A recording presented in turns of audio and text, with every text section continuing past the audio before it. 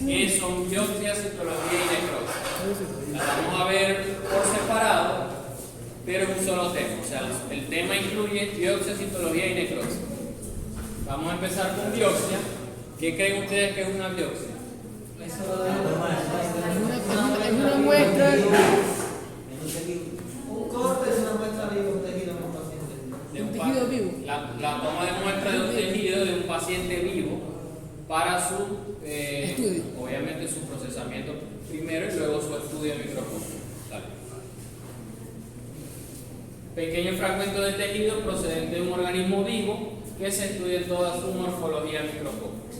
Aquí tenemos un ejemplo clínico: presencia de una masa circular de aspecto hemorrágico en la rama mandibular izquierda. Esta masa que ven acá, de características de superficie lisa y de aspecto hemorrágico, de forma circular, que está ubicada a nivel de la rama mandibular izquierda. Dale la siguiente. ¿Cómo se estudia una biopsia? Obviamente con un microscopio, para poder estudiar y observar a profundidad ese tejido y esas células necesitamos la presencia de un microscopio que nos va a permitir observar aumentos desde 25 hasta 1000 veces. Y con esto nos va a facilitar la observación de ese tejido y de esa célula. ¿Para qué sirve una biopsia? Cuando un órgano sufre una alteración funcional y morfológica, como veíamos en la foto anterior del caballo con la masa circular dentro de la boca, sus células y sus tejidos también se alteran y cambian su aspecto. A partir de ese cambio de células, morfológico de las células y del tejido, nosotros vamos a tener la capacidad de poder diagnosticar y de dar nombre a esa enfermedad. Estos cambios patológicos no se pueden observar a simple vista en la mayoría de los casos, porque, ponen la lámina, la primera. Aquí nosotros vemos esta masa. Hay una masa circular en la rama mandibular izquierda, pero no sabemos a ciencia cierta de qué se trata. Solamente podemos decir que se trata de un tumor. No sabemos si es benigno, no sabemos si es maligno, no sabemos qué tipo de tumor es. ¿Qué se hace necesario para determinar cuál es el tipo de tumor que está presente allí o cuál es el tipo de célula que está siendo afectada? ¿A dónde estaba? Tomar una muestra de ese tejido, procesarlo y observarlo al microscopio. Una vez que lo observamos al microscopio, vamos a observar esto, que a lo mejor van a quedar igual, ¿no? Pero obviamente a medida que ustedes vayan en su desarrollo de la carrera van a tener una mayor capacidad para poder leer y observar estas imágenes. Entonces acá tomamos una muestra de la masa que tenía el caballo en la boca y lo observamos a nivel del microscopio, donde vamos a ver precisamente este tejido que está acá. ¿Qué es esto que está acá? Hay una proliferación densa compuesta por elementos epiteliales que proliferan en forma de proyecciones acantóticas. ¿Qué quiere decir todo eso que estoy diciendo? Todas estas zonas que ustedes ven aquí de un color rosado, que se ve acá y acá, si la ven. Estos son células, pero aquí hay unas proyecciones que se ven acá, que se ven acá y que se ven acá. A eso se refiere con proyecciones acantóticas infiltrativas sobre el estroma fibroso y esclerosado. Es decir, que esas proyecciones van a envolver o están empezando a envolver a la célula. Hay un sobrecrecimiento de ese tejido, y macroscópicamente lo que se observa es esa masa que veíamos en las láminas anteriores. ¿Cuál es el diagnóstico definitivo? Un epulifibromatoso, que es un tumor de características benignas, que con una simple cirugía, sin mayor proceso, una simple cirugía con antibióticos inflamatorios, y el caballo va a quedar sin ningún tipo de problema. ¿Cómo se toma una biopsia? Se anestesia, por supuesto, la zona, se retira parte o toda la lesión y se debe abarcar un poco de tejido sano. ¿Por qué creen que se debe abarcar tejido sano? ¿Y para qué más? ¿Y para qué más? En caso de que haya una infección cultivar No. ¿Qué pasa si yo dejo un pedacito del tumor en el... Se genera. Se expande. exactamente. Entonces, si tú cortas un poco de tejido sano, estás, como quien dice, sacando completamente de raíz el tumor. Entonces, se hace principalmente para esas dos, con la finalidad, con esa doble finalidad: compararlo y retirar por completo el tejido afectado. Puede realizarse a través de una aguja, que es por una biopsia por punción, con un bisturí o con pinzas especiales. La idea es, como le dije, retirar por completo el tumor y parte del tejido sano. Esto es un ejemplo de, aquí se están retirando o tomando una muestra del tejido con una pinza, se llama pinza sacabocado.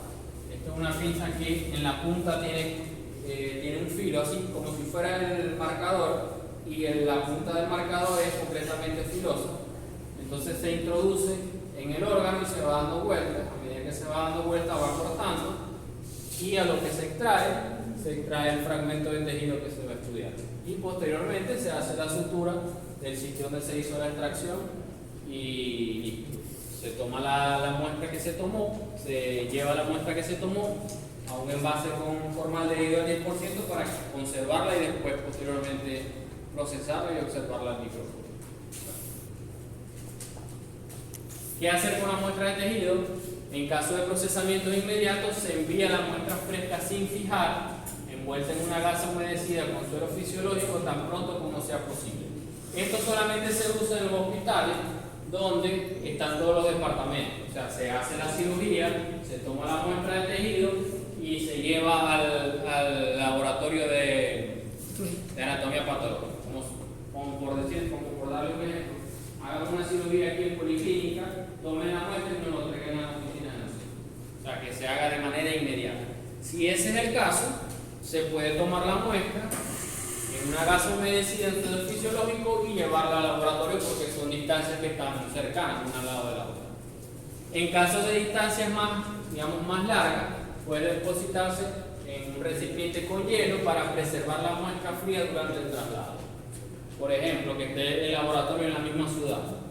Tomamos la muestra acá, en el quirófano de acá, y lo llevamos cerca, 5 o 10 minutos.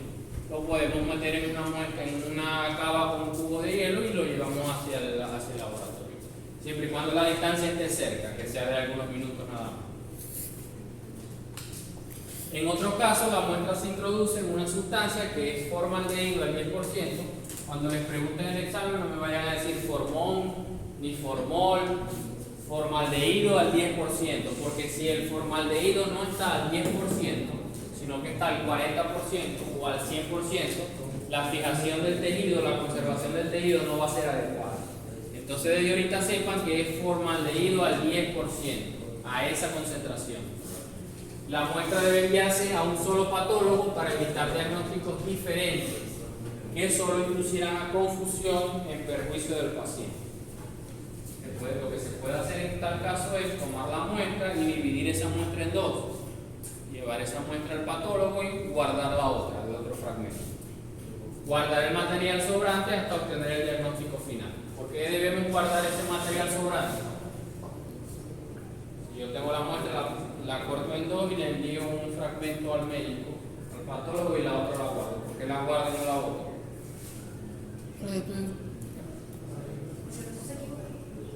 Puede pasar muchas cosas. Se pierde. Puede ser que se pierda, puede ser que la lámina se parta, puede ser que hubo un problema cuando se esté procesando y el tejido se dañó. Entonces, no vamos a volver a someter al paciente a otro proceso quirúrgico para tomarle nuevamente la muestra. Tenemos esa muestra allí de reserva para posibles procesamiento adicional. Son muestras pequeñas, no más de 2 centímetros, y no deben fijarse órganos completos. Una vez que ya está tomada la muestra, debe ser directamente enviada al laboratorio. Para que no tengan confusiones, una vez que se toma la muestra, la van a sumergir en formaldehído al 10% y lo van a enviar al laboratorio. Porque eso es lo que normalmente hacemos aquí. Tomamos la muestra, la colocamos en formaldehído al 10% y se lleva al procesamiento. Quiero que tengan eso claro. que lo que les dije de la gasa humedecida y del hielo es en casos de, como les dije, la gasa humedecida que se haga el procesamiento en la misma clínica y el hielo que se lleve directamente en pocos minutos hacia el laboratorio. Pero como nada de eso se va a hacer aquí, ustedes cuando tomen sus muestras las van a meter en un frasco con formaldehído al 10%. La muestra debe ser entonces colocada en formaldehído al 10%, debe estar plenamente identificada con datos del paciente, órganos de donde procede esa muestra, todo esto acompañado de un formulario con los datos relacionados con la historia clínica del paciente. O sea, todos los datos que ese paciente tiene, su nombre, su edad, su dirección, su peso, su color, qué padecimientos tenía, qué clínica, con qué clínica viene. Todo eso porque eso le va a ayudar al patólogo, al momento de estar observando la muestra, le va a ayudar a poder facilitar, mejor dicho, llegar a un diagnóstico. ¿Qué no debemos hacer? No sumergir la muestra en suero fisiológico, agua destilada u otros líquidos. ¿Dónde lo debemos sumergir? Formaldehído. Formaldehído al 10%, no al 40, ni al 90, ni al 100, sino al 10%. No utilizar concentraciones ni cantidades inadecuadas de fijador, ya que provoca una fijación ineficiente con deterioro del material, lo que les dije. Solamente formaldehído al 10%, al 10%. No fijar órganos completos. ¿De qué tamaño debe ser la muestra de 2 tejido? centímetros. No mayor de 2 centímetros. ¿Por qué no se deben fijar órganos completos? ¿Por qué creen ustedes que no debemos fijar órganos completos? No, pero eso es lo de menos. Porque se pierde muestra. Porque la penetración no va a ser completa. Exactamente. Si el órgano es muy grande, el formaldehído no va a tener la capacidad de penetrar hacia las partes más internas del órgano. Entonces vamos a tener el órgano por fuera fijado y por dentro se pudrió. Por eso deben ser fragmentos de tejido pequeños. No usar envases de boca angosta para sumergir la muestra del fijador. Deben ser envases de boca ancha. Nosotros recomendamos un envase de esos de mayonesa o un envase de esos de compota que fácilmente podemos retirar la muestra de tejido. ¿A dónde se envían las muestras? Ya ustedes tomaron la muestra, la sumergieron en formaldehído al 10% y la vamos a enviar a un laboratorio. Se envía al laboratorio de anatomía patológica, donde esa va a ser procesada, esa muestra es procesada, y lo que se le va a entregar al médico patólogo es la lámina con el corte del tejido fijado a la misma lámina. Y eso es lo que el médico patólogo va a observar a nivel del biólogo. Así se debería ver un laboratorio de anatomía patológica, que obviamente no estamos en estas condiciones. Sin embargo, nosotros hacemos una práctica donde les mostramos cómo es el procesamiento, muy brevemente, cómo es el procesamiento de la muestra y cómo es un laboratorio de anatomía patológica, que es donde se recibe esa muestra que ustedes toman, que van a meter en formaldehído y que se va a entregar después posteriormente. El técnico que haga el procesamiento entrega la lámina. ¿Para qué sirve el diagnóstico histopatológico? El patólogo, por supuesto, hará una interpretación de ese tejido, de esa muestra, y finalmente va a llegar a un diagnóstico que va a ser preciso, concluyente y exacto. O sea que el médico patólogo, una vez que ya ve al microscopio el tejido que se cortó, la lámina que está observando, va a estar en la capacidad de llegar a un diagnóstico definitivo y concluyente. Y, por supuesto, a partir de ese diagnóstico, que va a ser definitivo y concluyente, se va a determinar la terapéutica a utilizar. Claro. Este es el informe que se usa aquí en el servicio de anatomía patológica, donde se asignan todos los datos de la muestra, la fecha de solicitud, la fecha de emisión, o sea, la fecha en que se hace la observación del tejido, el número de historia, si viene de aquí de policlínica, si es biopsia, el número de biopsia, quién envía la muestra, cuál es su dirección, teléfono, propietario, quién es el patólogo que va a hacer la evaluación, especie, raza, nombre, edad, sexo, peso, identificación de la muestra, de qué órgano proviene la muestra que estamos recibiendo, sitio de la lesión, en qué parte del órgano está la lesión, qué tiempo de evolución tiene la lesión, si es aguda, si es crónica, qué características tiene la lesión, si es lisa, si es rugosa, si tiene un aspecto hemorrágico, si tiene una forma redondeada, si tiene una forma ovalada, o sea, una descripción de la lesión, qué datos clínicos presenta el paciente, con qué diagnóstico clínico viene el paciente, con qué diagnóstico viene de la clínica, el informe macroscópico, que es el que va a hacer ya el patólogo al momento de observar la muestra que recibe antes de procesarla, porque recuerden que es macroscópico, el informe microscópico, que lo va a redactar ya una vez que vea la muestra a nivel del microscopio, y finalmente va a llegar un diagnóstico histopatológico que, como les dije, va a ser definitivo.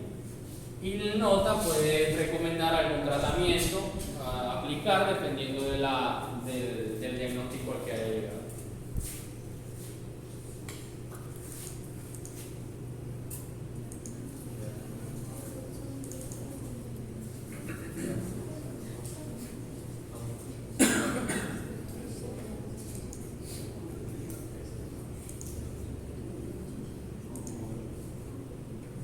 La otra técnica de diagnóstico es la citología. Ya vimos biopsia, vamos a ver ahora qué es citología. Por el nombre citología, ¿qué les suena a ustedes citología? Más nada, estudio de la célula. En biopsia estudiábamos el tejido como tal, en citología estudiamos la célula separada. ¿Qué es una citología? Ya ustedes lo dijeron, es el estudio de células aisladas que se basa en el análisis de la célula de acuerdo a su color. Con el permiso. Dime. Disculpa. Mire, colega, ya va a venir a retirar el equipo. Sí, ya sabe. Sí, dale, gracias. Entonces, como ya ustedes lo dijeron, es el estudio de células aisladas y se hace un análisis de esas células de acuerdo a su forma, de acuerdo a su color, de acuerdo a su tamaño, constituyendo una alternativa rápida y económica para el diagnóstico. ¿Por qué rápida y económica? Porque a diferencia de la biopsia no requiere sutura, no requiere intervención quirúrgica, no requiere hospitalización. Se toma la muestra citológica, se fija, se colorea y se observa al microscopio. En cuestión de minutos vamos a poder observarla. A diferencia de la biopsia, donde se sometía a un proceso quirúrgico, sutura, se colocaba la muestra en formaldehído. Una vez que ya la muestra está en formaldehído, en el caso de la biopsia, hay que dejarla por lo menos 2 días para que se fije, para que se conserve. Porque no podemos hacer el procesamiento de la muestra en la biopsia recién tomada porque no está todavía conservada, no está fijada. En la citología sí podemos hacer eso, porque se fija de forma inmediata y se puede observar después que se colorea inmediatamente al microscopio. Por eso dice que es rápida y económica.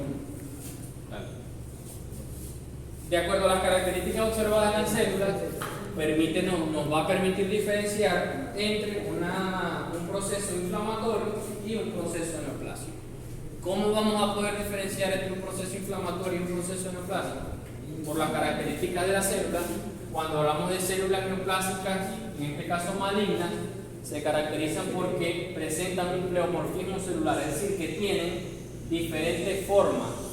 Vemos aquí células grandes, células mucho más pequeñas, o sea, no tienen un patrón de tamaño determinado ni de forma determinada.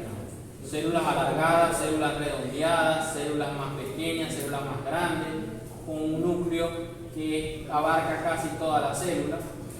En caso contrario, fíjense cómo se ve una célula normal, núcleos mucho más pequeños donde se respeta esa relación núcleo-citoplasma.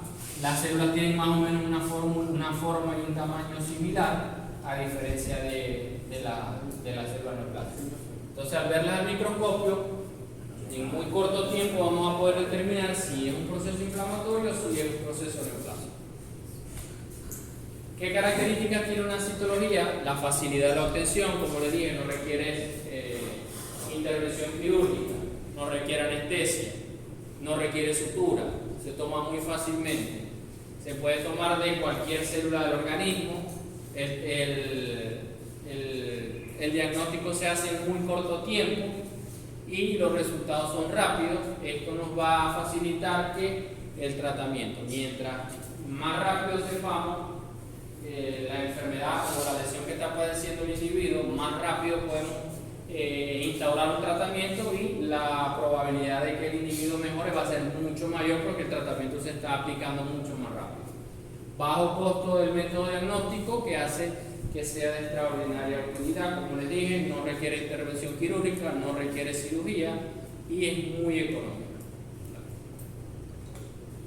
¿De dónde proviene el material celular para el estudio citológico? En la biopsia dijimos que tomábamos un fragmento de tejido. En el caso de la citología, ¿de dónde vamos a tomar nosotros esa célula? Tomamos la célula, fíjense que dije célula. En biopsia tomamos tejido, en citología tomamos células. ¿De dónde vamos a tomar esas células? De células que exfolian normalmente o líquidos corporales como líquido cefalorraquídeo, orina, líquido amniótico, líquido sinovial. Todos esos líquidos corporales contienen suspendidas células que son de utilidad diagnóstica. O células que exfolian normalmente, ¿como cuáles? No. La piel, La piel, las mucosas, son células que normalmente exfolian. Procedimientos clínicos para la obtención de muestras. ¿Cómo vamos a obtener nosotros estas muestras? ¿Cómo vamos a obtener, mejor dicho, estas células que están en los líquidos corporales o que están en la piel o que están en la mucosa? A través de procedimientos clínicos muy sencillos como son los lavados, los raspados, los cepillados, las improntas y la punción con aguja delgada. A partir de estos métodos que tenemos aquí, vamos a obtener las células, que son las que vamos a observar a nivel del microscopio.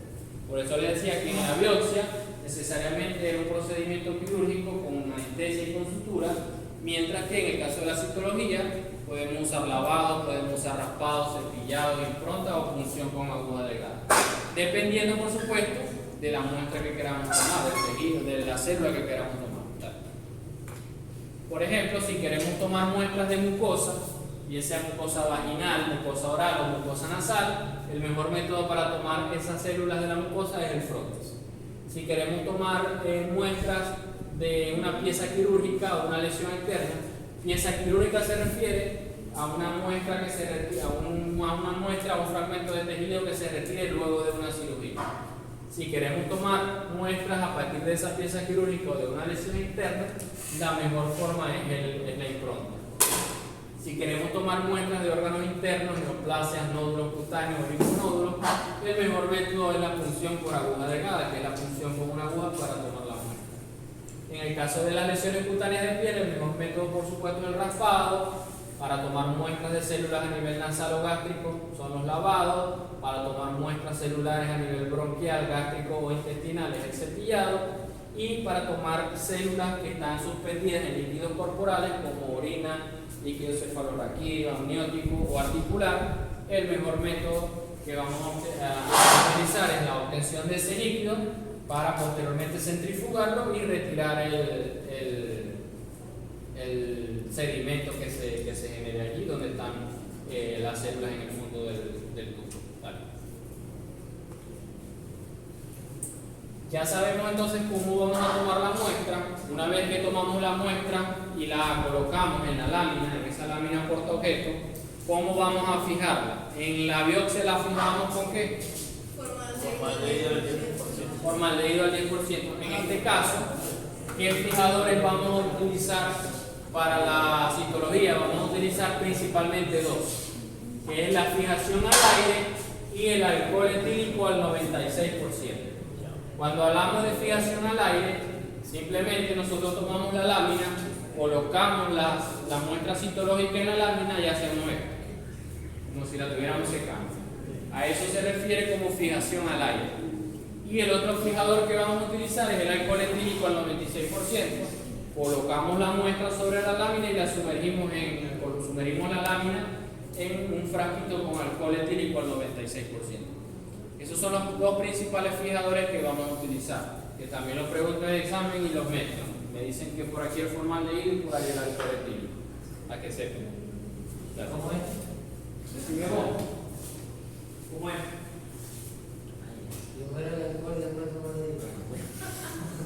Sí, dale. ¿Dónde usas alcohol etílico al 96%? En citología, no lo usas en otro método. ¿Y dónde usáis formaldehído al 10%? En biopsia, no lo usas en ningún otro procedimiento. Entonces, fíjense, este es lo que es la fijación al aire y el alcohol. Aquí ya está la muestra de células. Con la mano, simplemente se hace así para que se seque. Eso es fijación al aire. Luego se colorea y se observa el microscopio.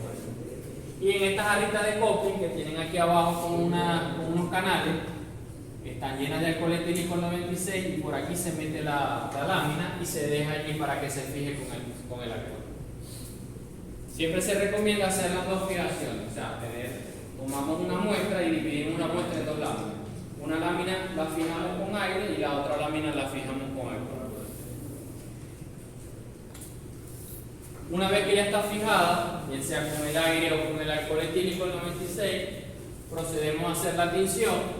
Hay diversos métodos para hacer tinción: tinción de Papa Nicolau, amoxicilina de eosina, quinza, discuiga, azul de metileno, tinción de Gray. El que nosotros más utilizamos es el de hematocilina de eosina. Son diferentes baterías por donde se van sumergiendo las láminas. Una vez ya fijadas, se pasan por cada uno de los colorantes, se lavan y se observan a nivel del microscopio. Esos son diferentes, o sea, podemos elegir cualquiera de estos, no es que se usen los cuatro, sino que cualquiera de estos puede ser utilizado para hacer la coloración de la lámina. Entonces ya tenemos la lámina, ya tomamos la muestra, la fijamos ¿con qué? Con alcohol. Alcohol 96%. O al aire. ¿Y qué hacemos después que la fijamos? La coloreamos o la teñimos. ¿Con qué? Hematocilina, eosina, etcétera, discuido. Entonces ahora vamos a estudiar cada uno de los procesos con los cuales vamos a obtener la muestra. Yo les dije que en el caso de que queramos obtener muestras de mucosa, bien sea mucosa nasal, vaginal, ¿qué método se recomendaría utilizar? El floating. El frotting. En este caso el frotting consiste en hacer una extensión de la muestra obtenida sobre una lámina portaobjeto. Podemos tomar muestras de vagina, conjuntiva, cavidad oral, cavidad nasal, o pueden decir de principalmente mucosa, ¿sabes? Se utiliza esto, un hisopo estéril. Ese hisopo estéril se va a rotar sobre la mucosa de la cual queremos obtener la muestra. Tenemos acá también la lámina, donde vamos a posteriormente, ya tomamos la muestra, ya pasamos el hisopo por la mucosa, lo colocamos acá en la lámina. ¿Qué hacemos posteriormente? Lo fijamos. ¿Lo fijamos con qué? Alcohol. Con aire o con alcohol. ¿Y luego qué? Tinción. Se colorea y se observa el microscopio. Esto que ustedes ven aquí es una espátula que se llama espátula de aire, pero aire con Y, y no tiene nada que ver con el aire, sino que la persona que lo inventó era de apellido Aire, pero con Y. Entonces se llama espátula de aire. Es muy parecida al hisopo. Se frota la espátula en la mucosa. ¿Ah? No, un poco arriba. Sí, el espéculo es de arriba. Se frota la espátula sobre la mucosa. Aquí en la punta en el bisel de la espátula queda la muestra de célula. Se coloca sobre la lámina, se fija y se colorea. Si el espéculo está aquí, porque en el caso de que se necesite hacer una citología vaginal, el espéculo lo que hace es que abre la cavidad vaginal y facilita la toma de muestra de la mucosa vaginal. Dale. Entonces, primero frotamos el hisopo hisopo estéril, humedecido con agua destilada sobre las paredes de la mucosa, pongamos que sea en la boca, se da vuelta por toda la boca. Luego se extiende el material frotándolo enérgicamente sobre el hisopo, del hisopo sobre el portaobjeto sin rodarlo, es decir, se va haciendo así por toda la lámina para tratar de que esa muestra de células que está en el hisopo sea colocada en la lámina. Luego fijamos al aire o con alcohol etílico al 96, coloreamos y ya una vez que coloreamos lo que queda es observar al microscopio. Dale. Aquí gráficamente lo que se hace, fíjense, aquí está el hisopo, se frota sobre en este caso la vagina de esta perrita, se toma la muestra de esa mucosa vaginal, en este caso de la mucosa nasal, y se extiende todo ese contenido sobre la lámina. Luego se fija al aire o se fija con alcohol etílico al 96%, se colorea y se observa el microscopio.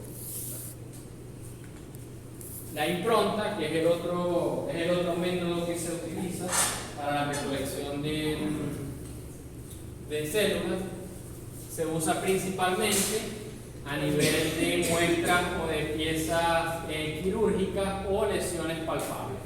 En este caso, células que tienen escasos nexos de unión entre sí con el resto de las estructuras tisulares, o sea que se pueden fácilmente desprender, o en el caso de los tumores.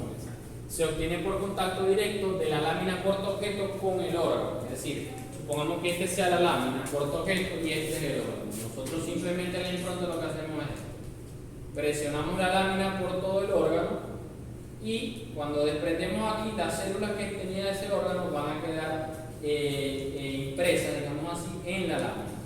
Posteriormente lo que hacemos es simplemente fijar, ya sea al aire o con alcohol, coloreamos y observamos al microscopio. Fíjense que dice que sin raspado previo, simplemente se coloca y listo, se coloca y se rellena. Dale.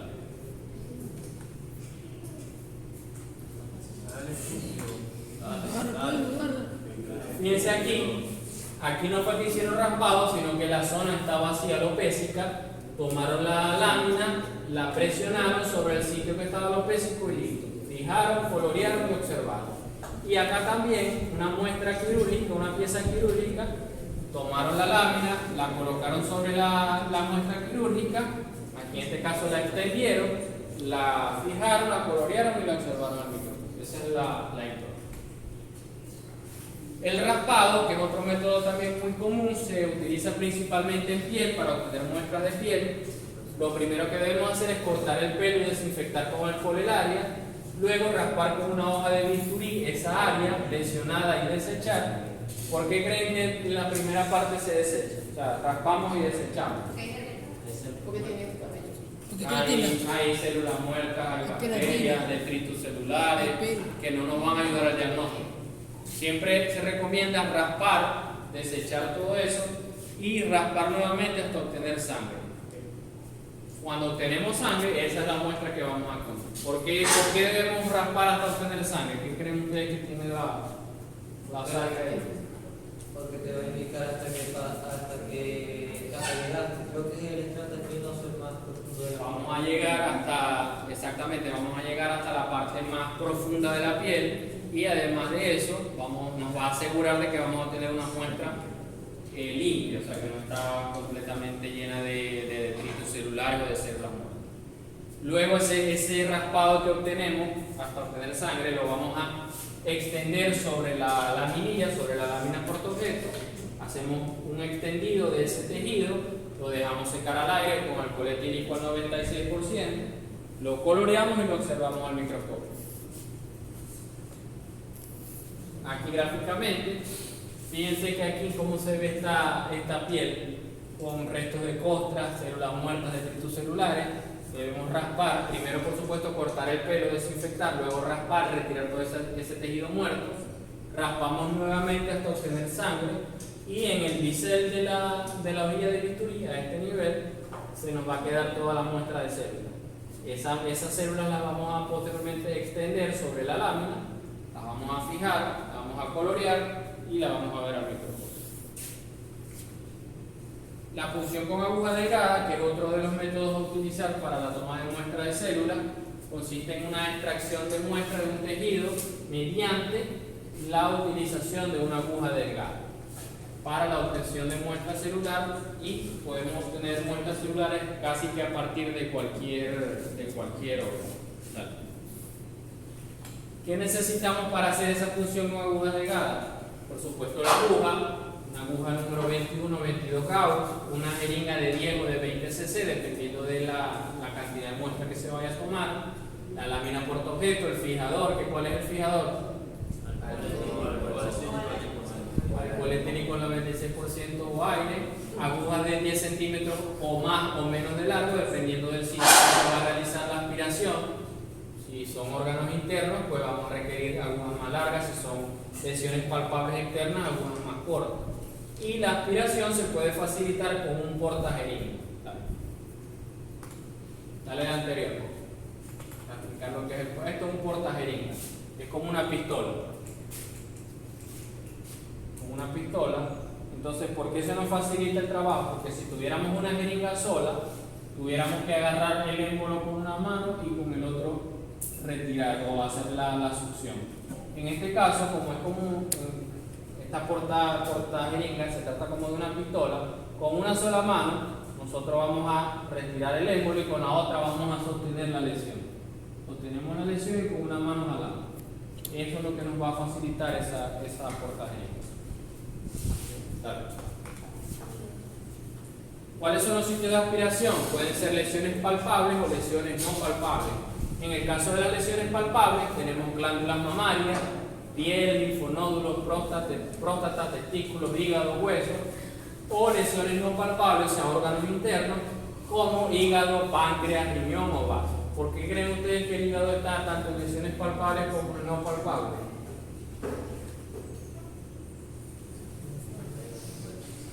Pues el palpable es un Depende de la especie. ¿Ah? Depende de la especie. No. la ubicación.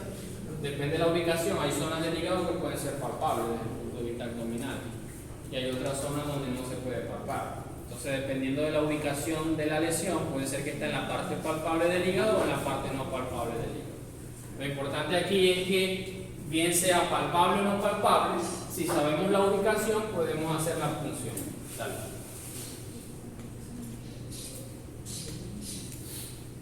Entonces, en el caso de la punción por aguja delgada, lesiones palpables, o sea que vamos a tener la posibilidad de tocar, primero identificamos, palpamos la lesión, desinfectamos con alcohol el área donde vamos a hacer la punción, delimitamos y sostenemos la lesión con una mano, como les dije, con la otra mano introducimos la jeringa, con la ayuda del portajeringa, teniendo cuidado que la jeringa no contenga aire para que no haga presión negativa. Se realizan movimientos suaves de arriba hacia abajo en el mismo sitio de punción, o sea, metemos la aguja y en el mismo sitio de punción vamos haciendo estos movimientos de arriba hacia abajo. ¿Para qué creen ustedes que se hacen esos movimientos? Sin retirar la aguja, sino dentro del mismo orificio vamos moviéndonos así de lado a lado. Para obtener más líquido. Para al momento de hacer nosotros esos movimientos vamos cortando la parte interna del tejido y podemos obtener una mejor cantidad de movimiento. Funcionar 2 o 3 áreas diferentes de la lesión para asegurarnos así de la obtención de un material representativo. O sea que si tenemos una lesión, funcionamos aquí, le damos para los lados, retiramos, funcionamos aquí, le damos para los lados, retiramos, funcionamos aquí, le damos para los lados, retiramos. ¿Para qué? Para asegurarnos de que la muestra del tejido que estemos tomando sea lo mayor representativamente posible. Y gráficamente, fíjense allá, con una mano sostienen la lesión, con la otra hacen la punción. Luego acá, asegurarnos que la jeringa no contenga aire, sino que el émbolo esté hasta el final. Tomamos la muestra de tejido, retiramos la aguja. Una vez que retiramos la aguja, vaciamos el aire llenamos la jeringa de aire, volvemos a colocar la aguja y vertemos el contenido sobre la lámina, lo extendemos, lo fijamos, lo coloreamos y lo observamos al microscopio. ¿Por qué creen ustedes que aquí llena la jeringa de aire? Para poder realizar la muestra. Exacto, llenamos de aire para que cuando se expulse salga con más presión la muestra. Esto es un ejemplo de punción por aguja delgada en lesión palpable. Esto es un tumor de mama. A este nivel se hace todo lo que les dije, se desinfecta la zona, se palpa el sitio de la lesión, con la jeringa se hace la punción, se hacen movimientos en el sitio de punción, se hacen 2 o 3 punciones en el área lesionada.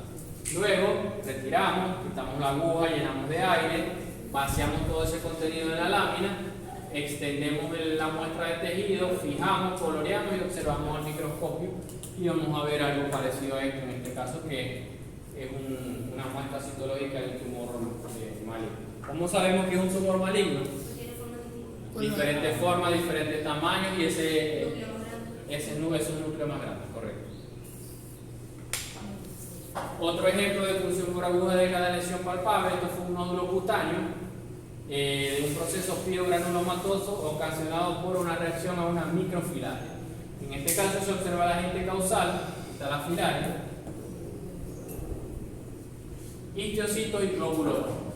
Todo ese proceso se hizo en cuestión de 10 minutos, cuando mucho. Ahora la punción por aguja delgada, pero en lesiones no palpables. Lo que vimos anteriormente en lesiones palpables. En el caso de que la lesión sea no palpable, siempre nos debemos apoyar en técnicas de imagen, bien sea ultrasonido, escáner, radiografía, tomografía, que nos puedan indicar o localizar el sitio exacto de la lesión. Entonces, una vez que ya tengamos ese apoyo de dónde está el sitio de la lesión, nosotros vamos a hacer el mismo proceso que vimos anteriormente. Desinfectamos, hacemos la punción, tomamos la muestra, retiramos la aguja, llenamos de aire, colocamos el contenido en la lámina, extendemos, fijamos, coloreamos y observamos al microscopio. La única diferencia aquí es que necesitamos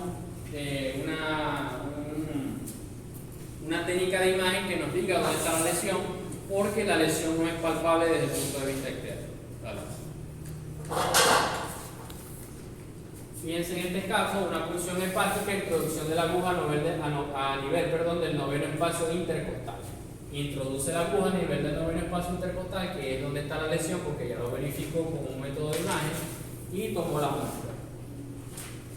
Y acá, punción renal, se introduce la aguja a nivel de la fosa paralumbar, que va a dar exactamente hacia el río. ¿Qué animal es ese? Pero, No,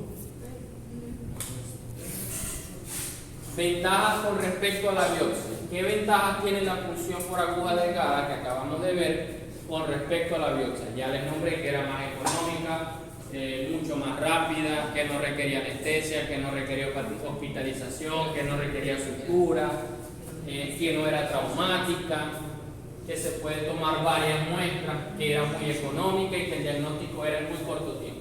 A diferencia de la biopsia, que es todo lo contrario, se requiere cirugía, hospitalización, sutura, es más costosa, no se recomienda repetirla, por lo menos 48 horas para emitir un diagnóstico, es más traumática, más invasiva. Entonces yo les pregunto a ustedes, ¿por qué si la punción por aguja delgada tiene todas estas ventajas en relación a la biopsia, por qué todavía se sigue utilizando la biopsia en vez de la punción por aguja delgada? porque en la biopsia se estudia todo el tejido. Exactamente. La biopsia hace un estudio general de todo el tejido. La punción por aguja delgada simplemente nos va a determinar las características de la célula, nos va a decir si es un tumor o si es un proceso inflamatorio. La biopsia es un método diagnóstico mucho más profundo que nos va a determinar la característica, el tipo de tumor en caso de que se trate de tumor, porque el estudio es más amplio, abarca un campo más amplio en comparación con la biopsia, con la punción por aguja delgada. Otro de los métodos para la obtención de muestras celulares es el lavado broncoalveolar, que permite la obtención de información de los componentes celulares de la superficie epitelial del tracto respiratorio inferior a través de la instilación y posterior aspiración del líquido infantil. Esto es una bomba de dos vías. Por una vía, él inyecta el líquido a través de la sonda, se coloca la sonda por la nariz, a través de la bomba se inyecta el líquido, la solución fisiológica, y por la segunda vía de la bomba se aspira una vez que ya haya llegado ese líquido a nivel broncoalveolar. Una vez que se hace la extracción de ese líquido que estaba en los alveolos, que previamente habíamos inyectado al alveolo y que posteriormente retiramos, dentro de esos líquidos, dentro de ese líquido que retiramos, se van a encontrar suspendidas un conjunto de células que son las que vamos a posteriormente estudiar. Cepillado bronquial, método que permite la obtención de células bronquiales, es muy parecido al lavado alveolar. Se coloca una sonda, pero esa sonda en la punta tiene un cepillito de nylon. Entonces se mete la sonda por la nariz hasta los bronquios y ese cepillito que tiene la sonda en la punta se va a frotar sobre el sitio donde queramos tomar la muestra.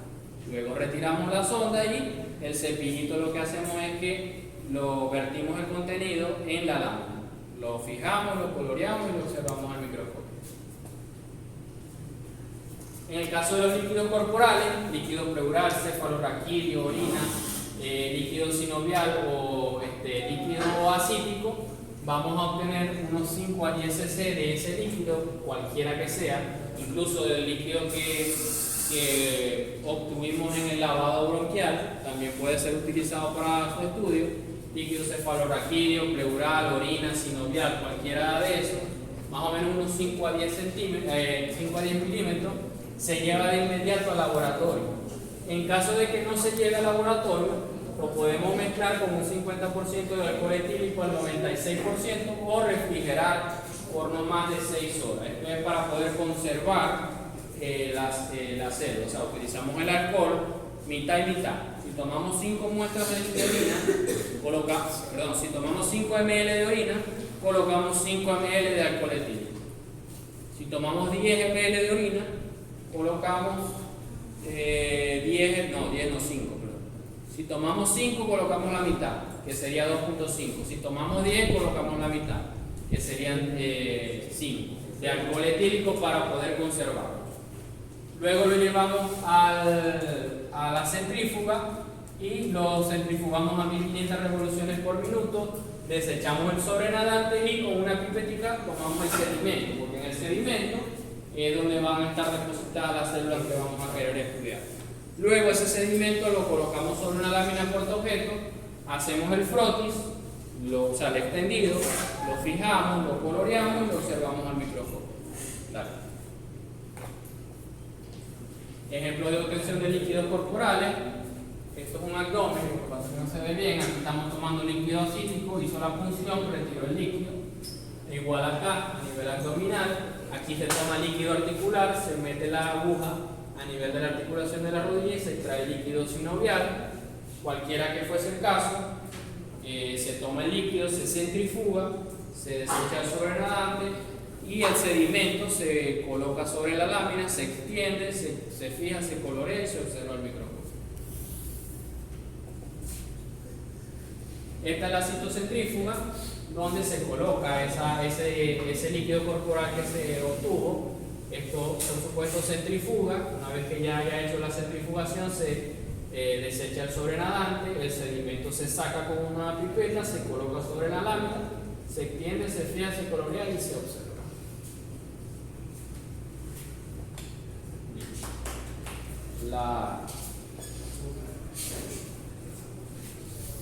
Ya son las 1:13. La otra, la clase de necropsia, la vemos el viernes, antes del profesor. Bueno, normalmente llega a 8:30, 9. Voy a estar aquí a las 8 para dar